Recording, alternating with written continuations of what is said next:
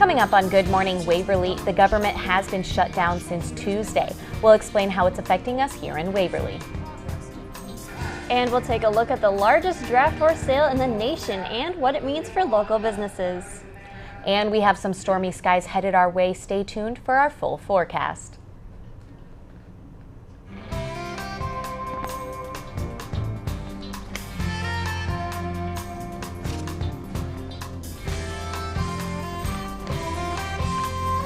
Happy Friday and good morning, Waverly. Good morning, Waverly. I'm Jacqueline Schutte. And I'm Kelsey Bemis. We'll get to our local news in just a bit, but first let's take a look at what the weather is doing. Outside temperatures are currently 61 degrees, a relative humidity of 66%, just a slight wind, 6 miles per hour with a dew point of 61 degrees. And as we carry into the day, we're going to see chances of thunderstorms, about a 70% chance. At 9 a.m. we'll see a high of 65, just above 70 for your high at noon. And at 3 p.m. we'll see a high of 76, which is also the overall high for the day. And as we carry into tomorrow, we're going to see temperatures just below 60 degrees, a high of 59 degrees there. Slight chance of thunderstorms, about a 40% chance or so, and wind speeding up just a bit, 11 to 16 miles per hour coming in from the southwest. Thanks, Kelsey. A contractor's backhoe caused a leak in the gas line leading to CUNA Mutual Group Wednesday afternoon. According to Waverly Police Captain Don Eggleston, the contractor was working with CUNA to install fiber optic cable. The Waverly Police, Fire Department, and Mid-American Energy all responded to the scene. No one was hurt in the incident. A sewer repair on 4th Avenue Southwest has left Waverly drivers looking to find a detour. The city is making progress with repairs on the damage. So far, they have removed 3 dying trees in the area. The city will pick up most of the traffic control costs. A California businessman led a group of Waverly city leaders on a tour of his facility Wednesday afternoon. CEO and president of Carmi Flavors and Fragrances, Elliot Carmi, showed off the newest addition to his facility. The new building will house the calling center that is currently on 4th Street. Carmi says the facility cost almost $2 million. This is the 3rd business the global company has in Waverly. People in Waverly may have noticed more traffic and longer lines at restaurants this week. The 4-day Waverly horse sale is going on, and it had a significant impact on businesses throughout the community. We've had people that say, what's going on in Waverly? We can't find a hotel in Waverly, in Charles City, Cedar Falls, and we go, the nation's largest horse sale is going on. People traveled from all over the globe for the Waverly horse sale this week. It's been around so long that if you're in any kind of a horse industry or a horse person, you've heard of Waverly, Iowa.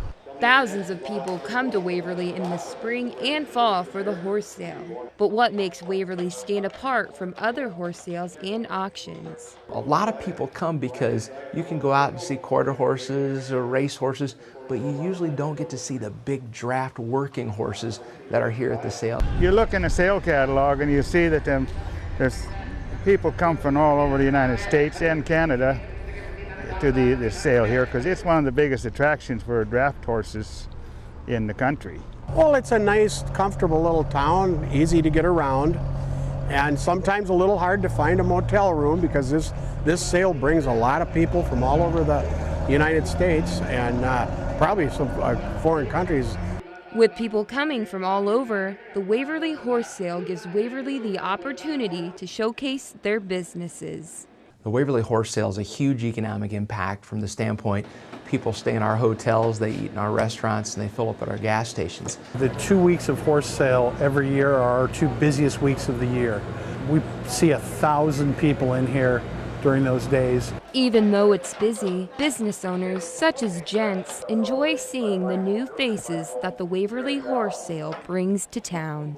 I'm happy to be part of it. I think that the Waverly area benefits hugely from this, and I hope that the horse sale goes on for the next 100 years. Reporting for WTV, I'm Ashley Davis.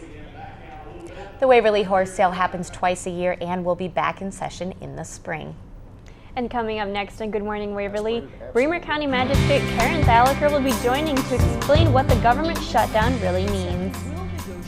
And we'll get your full forecast in just 2 minutes. Stay with us. Welcome back to Good Morning Waverly. The time is currently 7 after the hour. We'll begin with a look at what we can expect expect to see outside right now. We'll see a high of about 61 degrees or so, relative humidity of 66%, a wind coming, just a slight wind, 6 miles per hour from the southeast. Now, as we carry on throughout the day, we are going to see chances of thunderstorms, about a 70% chance there.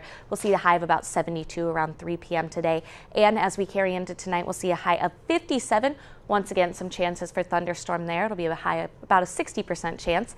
Now, as we carry into tomorrow, that chance is going to decrease, about a 40% chance of showers there, high of 59 degrees, with the wind picking up 11 to 16 miles per hour there. We'll see that sunrise about 7:11 a.m. Now, as we carry into the rest of the weekend, we're going to see a few more chances of rain Sunday, but not quite as high, a high of 56 there. And as we carry into Monday, it's going to warm up 65 degrees, and that rain should be going away. And throughout the rest of the week next week, as we carry into Tuesday and Wednesday, we'll also see a high of 69 and a high of 73. Once again, shouldn't see any rain on those days. Back to you, Jackie.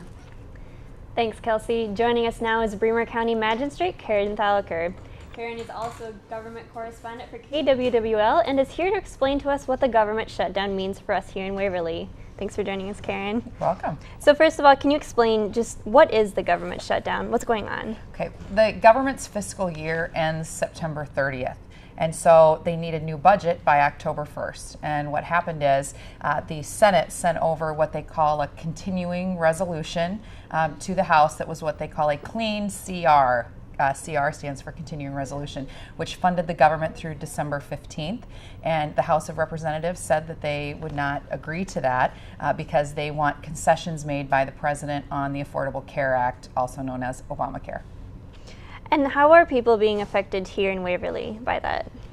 Well, we would say people are being affected all over the United States. Some people believe that federal workers only reside in Washington, D.C., but that's not true. Actually, 85% of federal employees live outside of Washington, D.C. What happens is that each federal agency does an agency-by-agency evaluation about which employees would be considered exempt from furlough or non-exempt, also called essential or non-essential. They look at who is protecting life and property, and those people are not furloughed, but everyone else is furloughed. Agency by agency, it varies the percentage. Some, like Housing and Urban Development, have over 95% of their workers are furloughed right now, while Veterans Affairs may only have 5% furloughed. But in Waverly, you could have federal workers who reside here. You also have, of course, the college and implications for financial aid. You have people on government assistance, again, which may or may not be affected. But if the shutdown goes on for longer than, say, 10 days or 2 weeks, I think people will really start to notice the impact of it. Is it affecting business here in Waverly? At this point, that's really hard to say. They've been talking about consumer confidence and whether or not people are willing to go out and spend in a relatively uncertain political climate like you have right now. We also have the debt ceiling debate, which is coming up. The debt ceiling debate is different from the government shutdown. The government shutdown has to do with future spending. The debt ceiling debate has to do with spending that we've done in the past. But it looks like those two issues, if something is going to get resolved, it's going to happen as a package. What are your predictions about what will happen in the future for the shutdown? It's got to be resolved at some point. The longest government shutdown in the past went on 21 days. And so I think people are hoping every day that it's going to be resolved, but it doesn't appear to be a likelihood that that's going to happen today or even over the weekend. Can you explain what happened when the government shut down the last time in 2005? Well, there have been furloughs in the past too, just government employees that have been told that they have to take 10 days off maybe throughout the year. But when the government shuts down, everything stops working. Their government workers who are furloughed cannot do their jobs. Some people wonder if they could just voluntarily come to work without pay, and they can't do that. They might even be violating an old federal law if they would volunteer to do their job. They're not supposed to check their voicemail or check their email or work on projects at home. And so all the work of government that they're involved in stops, but the volume continues. So when they come back to work, there's even a slowdown to get back up to speed. What do you personally think about the shutdown? What are your opinions? Well, my personal opinion is that I think it's the opinion of the American people is that you would like your representatives on, both Republicans and Democrats to work together to get the country back open again, or get the government back open again. That I don't think it's in anybody's best interest to have this going on, and so we'll just see if they can get it resolved. I'm trying to stay neutral. Do you think there's a problem with the government right now? Well, there certainly does seem to be a lot of conflict between the Republicans and the Democrats. Whether or not that's more conflict than there's been in the past, that is, that's maybe for political scientists to decide. But certainly the approval ratings of Congress are as low as they've ever been. Another difference in this shutdown from other shutdowns is the use of social media. When you have a shutdown back in 1995 or 1996, or even brief shutdowns in the past, you haven't had the use of Twitter, Facebook, Instagram. You have had a 24-hour news cycle, but it is much different now. People are really more free and more willing to express their personal opinions. All right, thank you so much for joining us this morning, Karen. Coming up next on Good Morning Waverly, it's Breast Cancer Awareness Month. We'll talk to one local business owner who's going pink for the cause. Welcome back to Good Morning Waverly. Before the break, we discussed how the government shutdown has been personally affecting government workers. But how might it affect workers at a national park such as Yellowstone? On the line with us now is Zach Barnes, a 2009 Wartburg alumnus who currently works at Yellowstone National Park. Thank you for joining us, Zach. No problem. Now, first, can you kind of explain what happened when you found out that you were out of a job because of the shutdown? Sure. I went into work as usual on Tuesday morning, and after watching the news, pretty much expected that I would not be working that day, and basically showed up to sign my furlough papers and accept my furlough status, and then was left to return home after that and be on standby until we can return to work. Have you had to turn visitors away at the park? Yes, our staff, our employees that have been deemed essential have been staffing the gates and are turning visitors away as they approach the park, unfortunately. And what are their reactions to that, the people that want to come to the park? Well, first, most people seem to be a little bit upset. Our visitors that were in the campgrounds and hotels had 48 hours to finish the last 48 hours of any of their reservations, whether that be, like I said, the campground or a hotel, and then vacate the park, unfortunately. And even in West Yellowstone, the city at the west entrance gate has just turned into a ghost town, essentially. There's really no one around anymore. All the hotels are empty, the restaurants are empty, the grocery stores are empty. It's pretty much transformed from the usual hustling, bustling park to a lot of just empty spaces and not a lot of activity going on. What are you and your colleagues doing right now? Many of us are just on standby. We're transitioning into the winter, so that means a change in work for a lot of us, from a summer field season to perhaps different employment or different work types in the park. So many are just hanging out, getting prepared for that transition, or trying to find ways to pass the time, essentially. Now, as a biotechnician, did you ever expect that this kind of job would be furloughed or that you would be out of work? I did not. We have a set workload to complete every year. The field season only allows us so much time to get our work done. So we pretty much roll into every season trying to be as productive as we possibly can, getting as much of our workload done as we possibly can, and wouldn't really expect anything like this to affect us, but unfortunately this year it certainly has.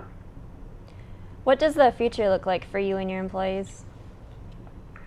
Well, it makes working for the federal government difficult when things like this happen. It's already been a sequester year. There's been less staff around the park. A lot of offices and departments have had to cut back about 10% or so. So in a lot of ways that means a position here and a position there have been cut. And like I said previously, the workload hasn't changed at all, so it's kind of had to adapt into squeezing even more into the same amount of time in the same field seasons that we have had for years. Now, in previous interviews, you've mentioned that you do only work 5 months out of the year at this job. So how will you continue to support yourself if you continue to be furloughed? Well, we are, like I said, we are transitioning in the fall and winter time. I've recently learned that with furlough status, we are eligible for unemployment, so there is always that option. Right now, I'm still just sitting on standby waiting to complete my field season. Still trying to make my own personal financial commitments on time. It is certainly stressful to think of, me trying to uphold my own financial obligations and my job not really being there for me to allow me to continue to do that. So looking for employment elsewhere is certainly something that I am working on. And with the way the seasons have been so far and the way the federal government has been going, I may honestly be looking for work outside of the public sector, unfortunately. Well, thank you so much for joining us, Zach, and we wish you the best of luck with that. Coming up after the break, we'll tell you how one business owner is supporting Breast Cancer Awareness Month. We'll be back in 2 minutes. Now, October marks the beginning of Breast Cancer Awareness Month, a time for communities to recognize the disease and its symptoms. The American Cancer Society estimates that in 2013, over 200,000 new cases of invasive breast cancer will be diagnosed in women. Breast cancer is the second leading cause of cancer death in women, exceeded only by lung cancer. The chance that breast cancer will be responsible for a woman's death is about 1 in 36, about 3%. Now joining me today is John Weichman of Ziggy's Domino's Pizza to share with us what he is doing for the cause and how breast cancer awareness is special to him. So thank you for joining me today. Thanks for having me. Now first, can you kind of explain what the Slice of Hope fundraiser is? The Slice of Hope fundraiser it started a couple of years ago by Pizza Today, and it's just different pizza organizations. Domino's Pizza is one of them, of course, that give a percentage of their sales on a designated day. And next Friday, the 11th, is that designated day. Okay. And how long have you held this fundraiser? This is actually our second year. It's only been in place 3 years. So this is our second year, and this is something that we continue to keep doing. Okay. So last year being your first year, what kind of success did you see with it? It was really, really good. Sales, of course, are always good, but the donation is the most important part. So. And why did you decide to start this? I understand there's a personal Well, reason. I mean, breast cancer awareness, my wife's mother had breast cancer. So, I mean, it hits home really close. And I love Mary. So, grandparents as well. And it's something that, it's there all the time, but people only really think about it in October, which I don't understand. But okay. And with that personal kind of attachment to it, what was it like to see that success that you saw last year? Unbelievable. And you wish you could do more. You could do it a whole month if you wanted to, but financially you can't do it a whole month. So one day is better than none. And explain, how can people give to this cause, or how can they participate? All they have to do is on Friday, we open up at 10 o'clock in the morning till 2 o'clock in the morning, and 10% of every single order that we have on that day is automatically going right to the breast cancer awareness program. Okay. And how would you encourage people to give? You can actually order pizza, of course, but you can also go online to go to Slice of Hope and then actually make donations online as well. What's your goal for the fundraiser this year? To beat last year. And what did you raise last year? To beat last year. And how does it make you feel that you're contributing to this cause? Good. I mean, anytime that anybody can take a personal attitude, I guess, towards it and make some good of it, to me that's great. And yours is through a business, obviously through Domino's, but how would you encourage people that don't own a business, or how can they give back as well? Well, I mean, like I said, you can just go online and donate or order pizza. And is there a specific organization that this goes towards? It's actually the Karen Mullen Breast Cancer Awareness Foundation. Okay. And what was the date again once? October 11th, next Friday, from 10 a.m. till 2 a.m. And what kind of, you said success you saw last year, but what kind of manpower goes into planning something like that? We have everybody on board. Even Jordan, one of our assistants, asked for the weekend off for homecoming. I said, you have to work on Friday. So, I mean, you have to, so.